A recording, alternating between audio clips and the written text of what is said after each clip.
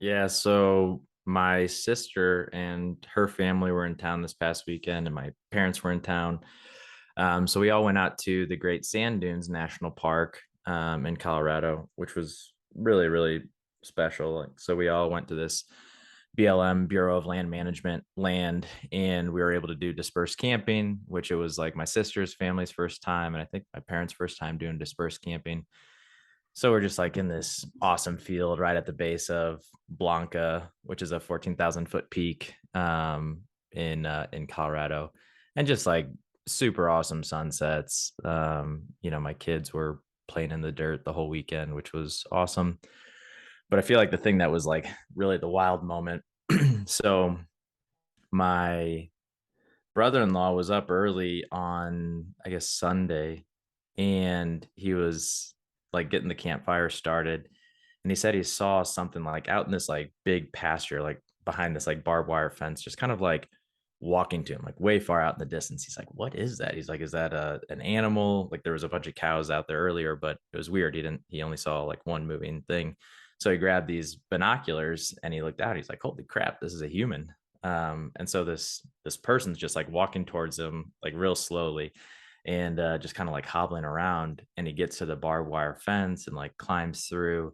And my brother-in-law is like, hey, everything all right? Like, what's going on?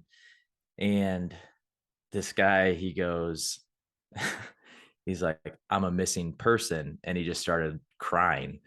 And he was climbing, there's these three 14,000 foot peaks right there that you can link up.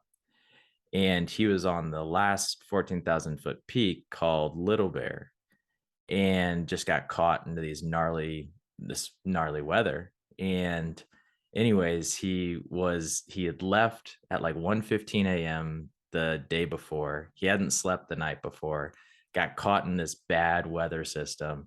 And he said he was like wading through the forest trying to find his way. He had to bail on a not necessarily a defined route on Little Bear.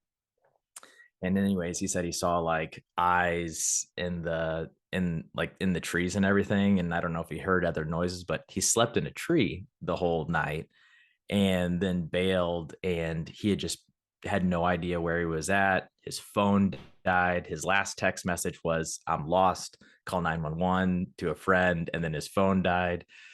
And so, anyways, this dude was supposed to be done at like 6 p.m. the night before, and here it is at 6 o'clock in the morning.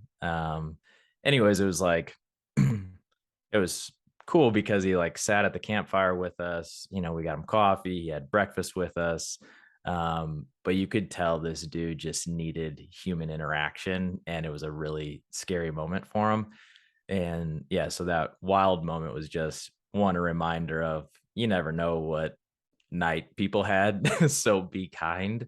But then the other thing too is just like when you're out in the wilderness, like you got to be prepared for a lot of things, and I think that's true with life too. So I've been thinking about my interaction with Kendrick quite a bit the last few days. So yeah.